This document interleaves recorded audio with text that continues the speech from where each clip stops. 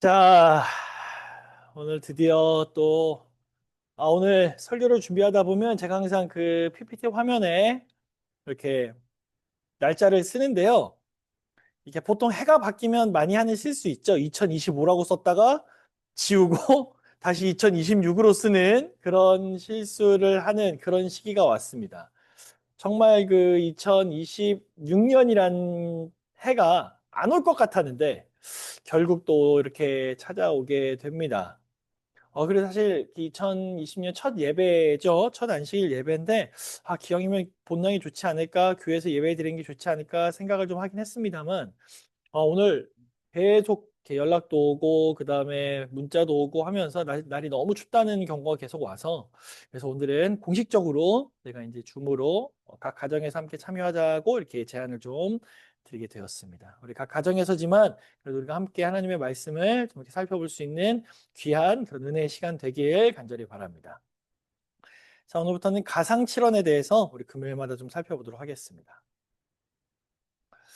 자, 뭐 내일 또 인사드리겠습니다만 먼저 좀 함께 우리 금요일날 예배, 안식일 환영 예배를 함께 드리는 사람들의 특권이죠. 정말 우리 성도님들 또 새해 복 많이 받으시기 바랍니다. 왜 붉은지는 모르겠습니다만 아무튼 올해는 붉은 말의 해라고 합니다. 그래서 뭔가 더 힘이 느껴지는 것 같아요. 왠지 모르게 제가 말은 아니지만 그래도 뭔가 힘이 느껴지고 뭔가 좀 더 힘차게 보내야 될 것 같은 그런 느낌이 듭니다. 이렇게 힘차게 한 해를 시작하는 이 순간 속에서 우리가 함께 나누었으면 하는 그 시가 있는데요. 그 시는 바로 십자가의 하나님이라는 제목의 시입니다. 제가 읽을 테니까 한번 잘 들어보세요. 주위가 고요한 침묵이 흐를 때마다 밤낮 나는 신음소리를 듣고 놀랜다. 맨 처음부터 그 소리는 십자가에서 들려왔다. 나가서 살펴보다가 십자가 위에서 고통당하는 사람을 발견했다. 내가 당신을 내려드리지요. 내가 말하면서 그의 발에서 못을 빼고자 했으나 그는 말했다. 그대로 두시오. 왜냐하면 온 세상 모든 남녀노소가 다 함께 와서 날 끌어내리기 전에는 난 내려갈 수 없소. 나는 말했다. 그렇지만 당신의 신음소리를 차마 듣고만 있을 수 없는데 어찌할까요? 그는 대답했다. 세상에 나가서 만나는 모든 사람들에게 말해 주시오. 지금 십자가 위에 하나님이 달려 있다고. 참 은혜로운 시인 것 같아요. 약간 산문시인 것 같은데요. 어, 우리가 이제 삼육학교, 뭐, 물론 삼육학교도 물론 해당이 되겠지만, 삼육학교가 아닌 일반 학교를, 중학교를 다니던 시절, 학교 도덕 시간에는 위인들에 대해서 우리가 배웁니다. 4대 성인이라 그러죠. 이제 공자, 소크라테스, 부처, 그리고 이제 예수님입니다. 근데 여러분, 보신 교과서를 한번 보신 분은 다 아시겠지만, 교과서에 나온 예수님에 대한 설명을 보면 특별한 것이 없습니다. 뭐 4대 성인 중에 한 명이라고는 하는데 별다른 뭐 이렇게 크게 뭐 중요성이 있다거나 아니면 뭐 엄청 막 그분에 대해서 깊이 파고들거나 그러지는 않아요. 그냥 그냥 훌륭한 위인입니다. 네, 훌륭한 위인일 뿐이에요.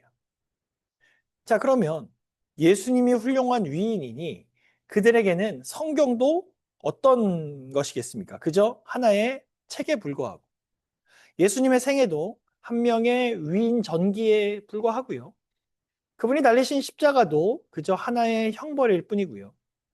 과거의 사형제도죠. 그냥 십자가는 그냥 과거의 사형제도입니다. 그리고 거기에 예수라는 위인이 달려 죽은 것뿐입니다. 그러면 예수님께서 십자가 위에서 하신 말씀은 어떨까요?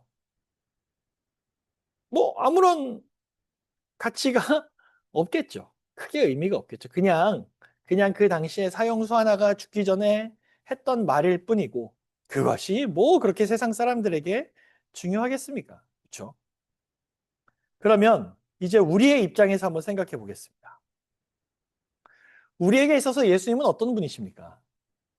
우리에게 있어서 예수님은 우리의 죄를 대신하여 죽으신 영광의 어린 양이라는 것을 우리는 다 알고 있습니다.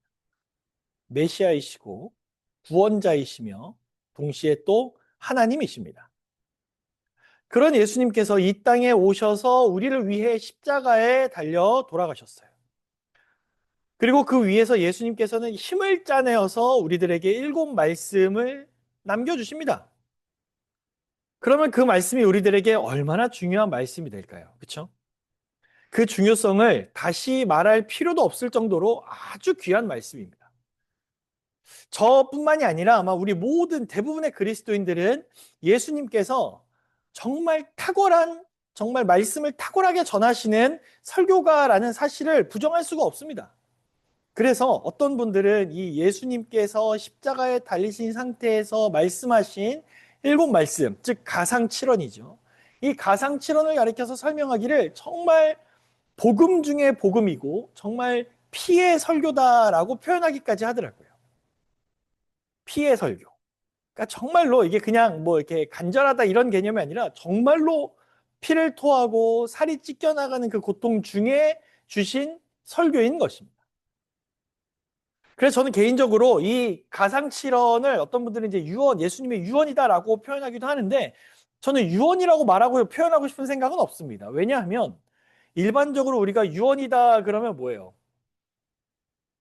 내가 이루지 못한 것, 그리고 이룰 수 없는 것들에 대한 아쉬움이나 후회, 뭐 체념, 뭐 이런 것들이 섞여 있는 경우가 많잖아요. 그리고 가상칠언, 그런데 가상칠언의 경우는 어떻습니까? 마치 유언이라고 하면 예수님께서 부활하지 않으셔서 더 이상 아무 말씀도 하지 않으신 것 같은 그런 뉘앙스를 저는 받게 되더라고요. 그래서 유언이라고 부르고 싶지 않습니다. 예수님은 돌아가신 뒤에 명백하게 부활하셨고 죄에 대해서 이기셨고 부활하신 뒤에 제자들과 마지막 시간을 함께 하신 다음에 하늘로 올라가셨잖아요. 따라서 이 가상칠언은 유언이 아니라 정말 복음의 엑기스라고 할 수 있는 것입니다. 이 붉은 말의 해를 맞이해서 정말 우리가 새해를 맞이해 힘차게 이제 앞으로 도약해 나가야 되는 그러한 시점에서 제가 어떤 말씀을 우리가 나누면 좋을까 곰곰이 생각해 보다가 정말 이 설교하는 복음의 엑기스인 정말 예수님께서 간절하게 우리들에게 주셨던 이 메시지인 이 가상칠언의 말씀을 우리가 하나씩 살펴보면서 올 한 해를 우리가 어떻게 정말 복음 안에서 힘있게 또 예수님의 사랑 안에서 힘있게 살아갈 수 있는지를 우리가 이 시간에 함께 살펴보도록 하겠습니다. 자, 먼저 이 가상칠언을 모두 다 이렇게 성경절을 다 찾아서 읽지는 않고요. 영상을 통해서 그 말씀을 함께 좀 보도록 하겠습니다. 이에 예수께서 이르시되 아버지 저들을 사하여 주옵소서. 자기들이 하는 것을 알지 못함이니이다.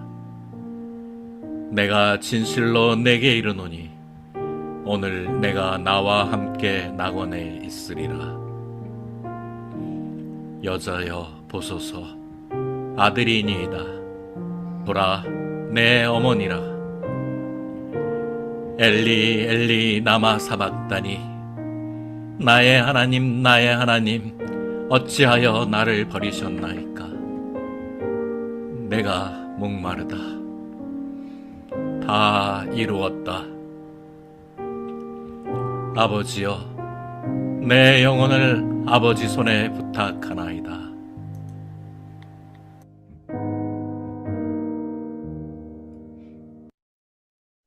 네, 이렇게 방금 여러분께서 보신 이 말씀이 우리 가상칠언의 그 7 말씀입니다. 자, 우리가 오늘은 첫 시간이니까 첫 번째 말씀을 좀 우리가 살펴보도록 하겠습니다. 예수님께서 십자가에 달리신 시간은 총 6시간입니다. 그 중에 3시간은 다른 사람을 위한 말씀입니다. 원수를 위한 말씀, 회개한 강도를 위한 말씀, 어머니 마리아를 위한 말씀. 그런데 이후의 3시간은 자기 자신에 관한 말씀입니다. 어찌하여 나를 버리시나이까? 내가 목마르다. 다 이루었다. 마지막으로 내 영혼을 아버지 손에 부탁하나이다. 아, 참 은혜 있죠. 너무 감사하고 은혜로운 말씀들이죠. 자, 하나씩 좀 살펴보겠습니다. 먼저 우리가 이 시간에 생각해야 될 것은 십자가에 대한 것입니다. 여러분, 우리가 알고 있는 십자가에 대한 지식은 무엇이 있습니까? 당시 이 죄인을 매다는 십자가의 무게는 대개 120에서 150kg이었다고 합니다. 이렇게 무거운 십자가에 사람까지 매달아서 하늘 높이 세운다라는 것은 그다지 용이하지 않았을 거예요. 그래서 로마 사람들은 십자가의 두 막대 중에서 세로 막대, 이렇게 긴 세로 막대를 먼저 땅에 박아서 세우고 그 다음에 가로 막대에 죄인을 눕혀서 못을 박았다고 합니다. 근데 그 못은 지금 이제 사진에 보이시는 그 유골에 박힌 그걸 보시면 그 못이 상당히 크다는 걸 알 수가 있어요. 비교를 이렇게 해보자면 오늘날 이제 기차 철로 같은 데 보면 들어가는 그런 침목처럼 아주 커다란 그러한 못이었다고 합니다. 그렇게 가로 막대에 긴 가로 나무에 못 박은 죄수는 도르래 같은 거에 의해서 세로 막대 꼭대기를 이렇게 끌어올려졌다고 해요. 그래서 가로 막대가 세로 막대에 끼워지고 나면 그 다음에 죄수의 발을 세로 막대에다가 못 박아서 고정했다고 합니다.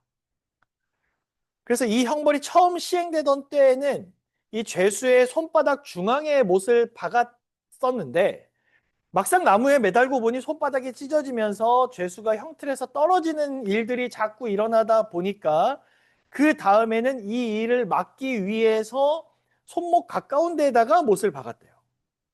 그러니 자연히 이 손목을 지나는 동맥을 건드리기 마련이었고 때문에 죄수들은 출혈이 심할 수밖에 없었다고 합니다. 그리고 예수님의 머리에는 또 뭐가 씌워져 있었죠? 우리가 알기로 가시로 만든 그 면류관이 있었어요. 여러분 가시에 찔려 보셨습니까? 깜짝 놀랍니다. 진짜 별거 아닌 아주 조그만한 아주 요만한 가시가 아주 작은 가시라도 찔리면 너무 아파요. 근데 그게 계속 머리를 짓누르는 거예요. 그러니 거의 예수님의 상태는 온 몸에서 이제 피가 흐르는 그러한 상태인 것입니다. 여기 하나 더해서 예수님께서 못 박히신 그 지역은 지금 우리나라처럼 뭐 사계절이 있거나 그런 곳이 아닙니다.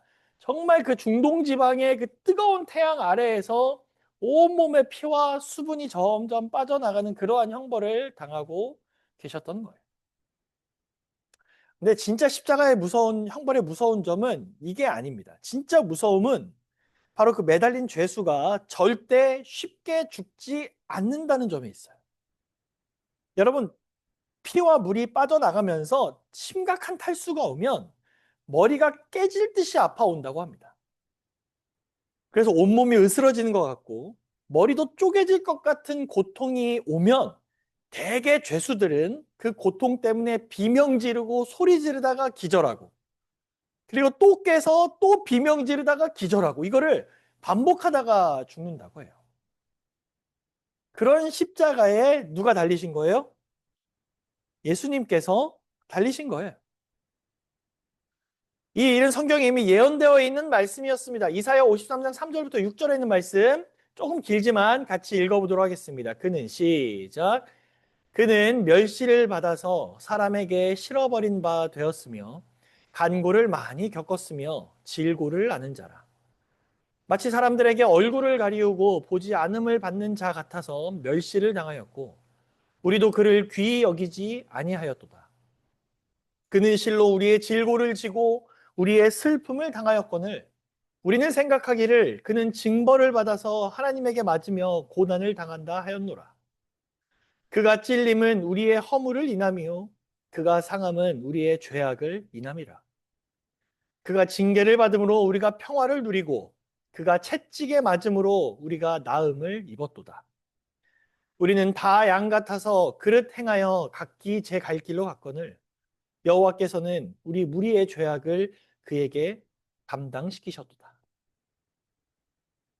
여러분 이 십자가에 대한 그 상황과 십자가 형벌에 대해서 자세히 알면 알수록 그러한 상태에서 이 이사야 53장의 말씀을 보면 더 그 실감이 많이 나는 것 같아요. 여기서는 그냥 단순히 간고, 질고, 멸시, 슬픔, 징벌 이 글자만으로는 우리가 그냥 다 이해할 수 없는 정말 한번 쓱 읽고 넘어갈 만한 그러한 형벌이 아니었던 거예요. 한번 생각해 보았습니다. 만일 내가 십자가에 내가 달려 있다면 내가 한 인간의 몸으로 내가 십자가에 달려 있다면 어떨까? 저는 개인적으로 피를 질색하는 사람입니다. 피가 흐르는 걸 안 좋아해요. 안 좋아해요. 그냥 뭐 이렇게 조금 이렇게 피 흐르는 그런 것까지는 괜찮습니다만 정말 어떤 막 이렇게 수술실 이런 데는 저는 도저히 들어갈 자신이 없는 그러한 사람입니다. 그래서 우리가 이제 다 아는 영화 중에 패션 오브 크라이스트라고 예수님의 어떤 그 십자가 그 과정을 정말 실감나게 묘사한 영화 있잖아요. 그걸 제가 한 번에 처음부터 끝까지 다 본 게 아니라 보다가 멈추고 눈 돌리고 있다가 또 가까스로 이렇게 몇 번씩 반복해서 볼 정도로 이게 쉽지 않더라고요.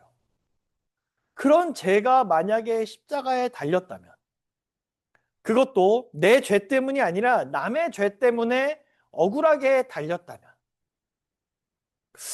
여러분들은 어떠시겠습니까?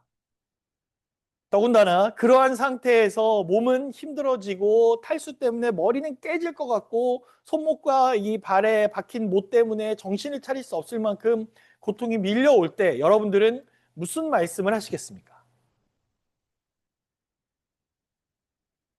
그런 가운데서 예수님의 그런 상황 가운데서 예수님께서 하신 말씀은 우리 마음에 감동을 줄 수밖에 없는 거예요.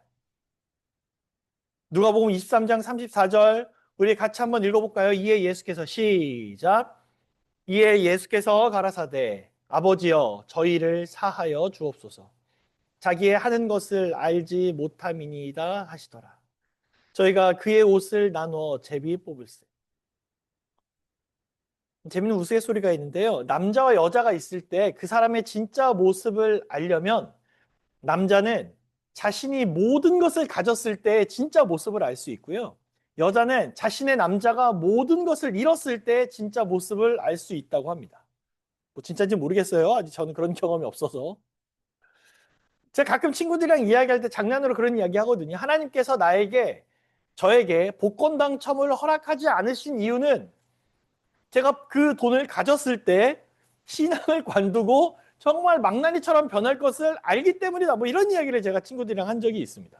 혹시 그런 생각 해보신 적 있으십니까?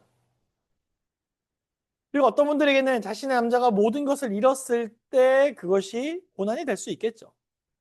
우스갯소리지만 이 공통점은 무엇이냐면 사람에게 고난이라는 것이 왔을 때 행동과 모습은 진실할 수밖에 없다라는 거예요.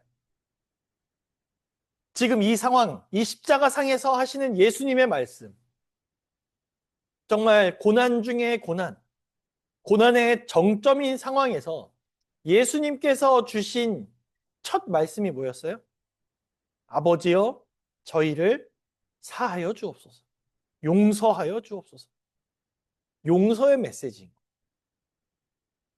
우리가 보통 힘들 때 뭐라 그럽니까? 아이고 힘들어 죽겠다. 바쁘면 아이고 바빠 죽겠다. 배부르면 또 뭐라 그래요? 아이고 배불러 죽겠다. 그 횟수대로 다 죽었으면 저희는 벌써 골백 번도 더 죽었을 것 같아요. 그렇죠? 근데 내가 너무나 풍족해도 배불러 죽겠다라고 말하는 우리가 정말 고통 속에 있다면 뭐라고 우리 입에서 첫 마디가 나갈까요? 근데 예수님은 어떤 메시지가 나왔어요? 용서의 메시지. 용서의 메시지. 이 말씀을 통해서 우리가 두 가지를 좀 생각을 해보려고 합니다. 여러분, 누가는 예수님께서 우리를 위해서 아버지여 저들을 사여 주시옵소서라고 기도하는 모습을 누가가 기록을 했어요. 예수님께서는 십자가의 위에서 아래를 내려다 보시면서 그분을 따르는 사람들에게 왜 그분이 죽어야 하는지 또 그 죽음의 의미가 무엇인지에 대해서 막 설명하려고 하지 않으셨습니다. 하나님의 커다란 계획 아래에서 예수님의 죽음이 어떤 위치에 있는지 또 어떤 영향력을 미칠 것인지에 대해서도 설명하지 않으셨어요. 그리고 동시에 예수님께서는 자신의 이 고난당함, 자신에게 고난을 가하고 있는 저기 아래에 있는 대적자들을 향해서도 어떤 비난의 말씀을 하신 것이 아니었습니다. 그저 그들을 바라보셨어요. 그리고 말씀하셨어요. 저들을 용서하여 주시옵소서. 제가 이 말씀을 보면서 딱 머릿속에 떠올랐던 이미지는 안아주시는 느낌이었어요. 안아주시는 느낌. 그렇지 않습니까? 마치 예수님께서 그 사랑으로 우리를 꽉 안아주시는 것 같은 거예요. 무슨 설명이 아니었어요. 막 가타부터 막 설득하려고 하지 않고 내가 막 어떻게 납득시키려고 하는 것이 아니라 그냥 사랑으로 꽉 안아주는 모습을 보여주시는 거예요. 내가 사랑으로 안아줄 때 그 사람의 과거는 상관이 없습니다. 그가 어떤 사람인지도 상관이 없습니다. 어떤 죄를 지었는지도 또한 상관이 없습니다. 그저 그 모든 것을 용서하고 안아주는 것. 따뜻하게 두 팔 벌려서 품어주는 것. 아무것도 모르는 아이가 자기 마음대로 하고 싶어 짜증내고 투정 부려도 그저 안아주는 모습. 이러한 것들이 떠오르면서 마음이 따뜻해지는 느낌을, 그런 경험을 하게 되는 거예요. 근데 이게 언제 예수님께서 이 말씀을 하셨다고요? 고난 중에 고난을 당하시던 순간. 고통을 말로 표현할 수 없을 정도로 괴로운 순간에 나왔다라는 것입니다. 저는 요즘 용서에 대해서 좀 생각이 들더라고요. 이 말씀을 준비하면서 용서라는 개념이 뭘까? 사실 자신이 없더라고요. 누군가 저에게 해코지를 한다면 그 사람을 쉽게 용서할 수 있을까? 자신이 없더라고요. 그 자리를 피한다? 제가 만약에 그 자리를 피한다? 혹은 그 사람과 만나지 않겠다라는 것은 용서를 하는 개념이 아니라 용서를 오히려 피하는 것 같다라는 생각이 더 들더라고요. 그만큼 참 어려운 문제임이 분명합니다. 우리 모두에게 있어서 용서라는 개념은 정말 어려운 개념인 것 같아요. 그런데 우리 주님은 용서를 하셨어요. 그것도 가장 힘든 곳에서, 또 가장 고통스러운 곳에서 말이죠. 사랑하는 성도 여러분, 저는 이 설교를 준비하면서 제가 뭐 인생을 많이 산 것도 아니고 많이 살았다 하더라도 누군가에게 용서란 이런 것이야, 저런 것이야 이렇게 막 설명하고 설득하고 할 자신이 없습니다. 그걸 뭐 말로 설득한다고 우리가 다 납득하나요? 그걸 우리가 뭐 말로 막 이렇게 논리정연하게 풀어 쓴다고 용서라는 개념이 우리의 머릿속에 다 이해가 됩니까? 그렇지 않더라고요. 다만 우리가 이 말씀을 통해서 함께 나누자 하는 것은 예수님께서 보여주신 그 용서를 우리의 삶에 표현되게 해달라고, 그걸 감사히 받고 그것을 표현하게 해달라고 기도하는 것이라는 사실을 깨닫게 되었습니다. 사랑하는 김포교회 성도 여러분, 올 한 해 우리가 이 신년을 시작하면서 우리의 마음속에 새겨야 할 기도 제목이 있다면 무엇일까요? 바로 이 예수님의 용서의 마음을 우리의 마음에 깊이 새기게 해달라는 그러한 기도를 우리 모두가 함께 품고 기도하시고 소망하시는 우리 김포교회 모든 성도님들 되시길 간절히 바랍니다. 그 어떤 상황에서도 정말 이 예수님이 이 십자가에 달려 힘들었던 고난의 정점에 있던 상황이라도 보여주신 그 용서의 마음, 그 마음에 정말 눈꽃만큼이라도 내 마음이 그 공감하고 감동하여 그것을 표현할 수 있는 성도가 되게 해달라고 우리 함께 기도하는 우리 모두가 되시길 간절히 바랍니다. 그러다가 이 말씀을 준비하면서 문득 이런 의문점이 들었습니다. 여러분, 우리가 오늘날 살아가면서 죄가 죄라는 것을 알지 못하는 것이 가능한가? 여러분 생각엔 어떻습니까? 이게 죄인가? 이게 죄가 아닌가? 이 죄가 아닌 것 같은데 라고 말하는 것이 가능한가? 제가 내린 결론은 가능하다는 거예요. 물론 모든 것이 통하고 연락이 가능한 이 시대에 하나님을 모른다는 것, 그리고 죄가 무엇인지 모른다라고 말하는 것은 사실 불가능합니다. 그럼 어떻게 그게 가능하냐? 우리는 이 죄에 대해서 세상이 어떻게 행동하는가를 주목해야 됩니다. 여러분, 세상은 죄를 어떻게 취급합니까? 모르는 것으로 취급합니까? 아니요. 죄를 합리화하는 것으로 취급합니다. 그건 그럴 수 있어. 시대가 많이 바뀌었어. 문화 흐름이 이렇게 진행되고 있어. 근데 문제는 지금부터예요. 과거의 죄였던 것이 오늘날 죄인지를 모르는 우리의 자녀들은 이것이 죄라는 것을 모르고 지나갈 수 있습니다. 우리가 잠깐만 생각해보면 쉽게 알 수 있지 않습니까? 과거에는 그게 그렇게 하면 안 되지 않아? 그건 당연히 나쁜 행동 아니야 라고 생각되어지는 것들이 오늘날 당연시 여겨질 수 있다라는 거예요. 여러분, 우리들은 이런 죄의 무지함에서 벗어나야 합니다. 무엇이 죄인지, 세상이 어떻게 죄에 대하여 취급하는 것인지를 전혀 모르는 채로 흘러가서는 안 된다라는 것입니다. 여러분 아까 우리가 읽었던 첫 번째 말씀을 다시 볼까요? 이에 예수께서 가라사대 아버지여 저희를 사하여 주옵소서. 자기의 하는 것을 뭐라고 돼 있어요? 알지 아주 못합니다. 못함이니이다. 알지 못함이니이다. 여러분 무엇에 대해서 알지 못할까요? 두 가지인데요. 첫 번째는 그리스도께서 누구인지를 알지 못하는 거예요.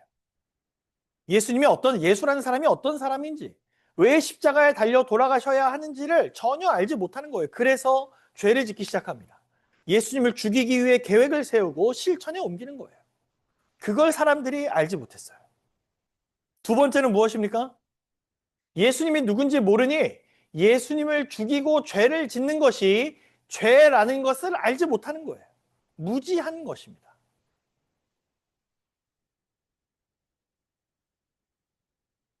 제가 예전에 그 고등학생 시절에 친구들이랑 막 이런저런 얘기를 하다가 이제 그 뭐라고 표현하죠? 이제 친구들이랑 맹세하는 거 있잖아요. 야, 내가 맹세할 수 있어. 내가 내 뭐 아니면 뭐 내 성을 뭐 어떻게 한다. 뭐 이렇게 표현하잖아요. 그때 그 친구들 사이에서 어떤 게 좀 유행이었냐면 예수님을 걸고 맹세를 하는 것이 약간 유행처럼 번지던 시절이 있었습니다. 야, 나 거짓말하는 거 아니야? 진짜 맹세할 수 있어. 나 예수님한테 걸고 맹세할 수 있어. 막 이런 게 이제 막 친구들이 이야기하는 거예요. 근데 그때 제 기숙사 관장님께서 그 아이들이 저랑 제 친구들이 그렇게 이야기하는 것을 딱 들고 뭐라고 딱 잘라서 말씀해 주셨냐면 그렇게 해서는 안 된다라는 거예요. 예수님을 걸고 맹세하는 것은 잘못이다. 죄다라고 분명하게 짚어주시더라고요. 아마 그걸 짚어주지 않으셨다면 그게 잘못인지도 모르고 시간이 지났을 것 같습니다. 그런데 그렇게 딱 알려주니 아, 그것이 잘못이구나라는 것을 알게 되는 거예요. 여러분, 사람들이 예수님이 누군지 모르니까 예수님에 대해서 함부로 비난하고 예수님을 십자가에 여러 번 못 박는 그러한 말을 하는 것, 그러한 것이 죄라는 것을 모른다라는 것이 더 무서운 거예요. 여러분, 우리들은 혹시 그러한 실수를 저지르고 있지는 않습니까? 나도 모르게 너무나 쉽게 예수님에 대해서 생각하고 너무나 쉽게 신앙에 대해서 받아들이고 너무나 가볍게 이 기독교를, 이 복음을 취급하고 있지는 않습니까? 혹 내가 그러한 경험이 있다면, 내가 그런 무지함의 죄를 지은 것이 생각이 나신다면 여러분, 오늘만큼은 또 이 1월만큼은, 이 안식일만큼은 우리가 그 부분에 대해서 다시 한번 하나님께 회개하고 기도하는 우리 모두가 되시길 간절히 바랍니다. 너무나 감사한 것은 이런 무지한 우리라도 하나님께서 품어주시고 안아주신다는 거예요. 예언의 신의 분 이렇게 나와 있습니다. 우리가 무지함으로 실족할지라도 구주께서는 우리를 버리지 않으신다. 우리는 결코 홀로 있다고 생각할 필요가 없다. 천사들은 우리의 친구들이다. 그리스도께서 당신의 이름으로 보내주시겠다고 약속하신 보혜사께서 우리와 함께 계신다. 너무나 감사한 건 뭐예요? 우리도 이 세상에서, 이 죄악된 세상에서 태어났기 때문에 죄가 더 익숙하지 죄 아닌 것을 익숙하게 받아들이는 사람들이 아닙니다. 그래서 죄가 죄인지도 모르고 살아가는 경우가 있을 수 있어요. 그러나 그런 무지한 우리를 위해서 하나님께서 성령을 약속하셔서 우리를 붙잡아 주신다라는 거예요. 우리가 무지함으로 실족할지라도 약속하신 보혜사께서 우리와 함께 하시면서 우리를 붙잡아 주신다라는 것입니다. 저는 이게 이번에 말씀을 통해서 어떤 느낌을 받았냐면 너무 신기한 거예요. 어떤 부분이 신기하냐면 아니 어떻게 하나님께서는 내가 무지할 것까지 아시고 무지한 내가 하나님을 갈급해 할 것이라는 것도 아시고 그러한 말씀을 찾을 것이라는 것도 아셔서 그러한 정답과 해답을 명확하게 미리 다 준비하셨다라는 사실이 너무 신기한 거예요. 우리 너무 무지해요. 어떻게 해야 돼요? 그러면 이런 말씀이 나와요. 하나님, 제가 예수님을 알고 싶은데 어떻게 해야 되죠? 그럼 또 그걸 위해서 준비한 말씀이 또 있어요. 무슨 말이냐면 우리가 답을 찾으려고 할 때마다 그러한 답을 미리미리 다 세팅해 놓으셨다라는, 준비해 놓으셨다라는 사실이 너무 신기한 거예요. 그게 진짜 은혜인 것 같습니다. 우리가 정말 죄로 인해 죄에 연약하고 흔들리고 넘어질 수 있는 우리가 하나님, 살고 싶습니다. 하나님, 저 좀 붙잡아 주십시오. 라는 그런 갈급함과 외침을 할 때마다 하나님은 이미 답을 준비해 놓으시고 우리에게 용기와 위로를 주신다라는 거예요. 자, 다시 한번 읽어볼까요? 우리가 무지함으로 실족할지라도 구주께서는 우리를 버리지 않으신다. 우리는 결코 홀로 있다고 생각할 필요가 없다. 천사들은 우리의 친구들이다. 그리스도께서 당신의 이름으로 보내주시겠다고 약속하신 보혜사께서 우리와 함께 계신다. 여러분, 이런 은혜와 이 용서와 붙잡음의 말씀들이 우리들의 마음속에 큰 위로와 힘이 되길 간절히 바랍니다. 하루하루 살아가면서 흔들리는 우리들이 주님을 붙잡을 수 있음을, 또 이미 우리를 위해 말씀과 많은 상황들을 준비하셨다는 그 은혜에 감사하는 우리 모두가 되시길 간절히 바랍니다. 이제 우리들에게 주어진 사명이 있습니다. 청년에게 보낸 기별에 이렇게 나와 있습니다. 우리는 지혜 있는 교육자가 되어야 하며 방종한 생활에 대하여 모든 사람들에게 경고해야 한다. 우리가 무지함의 결과로 이 세상에 들어온 불행과 불구와 질병을 볼 때에 어찌 무지한 자를 계몽해서 고통을 받는 자들을 구원하는 우리의 직분을 행하지 않을 수 있겠는가? 결국 뭐예요? 우리에게 은혜가 주어졌고 사랑이 부어졌으며 마지막으로 사명이 주어졌다라는 거예요. 우리가 무지했을 때 우리가 받은 은혜가 있지 않습니까? 우리가 무지한 순간에 경험했던 하나님의 사랑이 있지 않습니까? 우리를 붙잡아 주시는 그 손길이 있지 않았습니까? 그런 것을 경험한 우리들이 그걸 모르는 사람들에게 나아가서 우리의 직분을 행하라는 것이 우리에게 주어진 사명인 거예요. 사랑하는 우리 기독교의 성도 여러분, 이 일을 위해서 함께 기도하시고 또 함께 그 사명에 임하는 우리 모두가 되어주시길 간절히 소망합니다.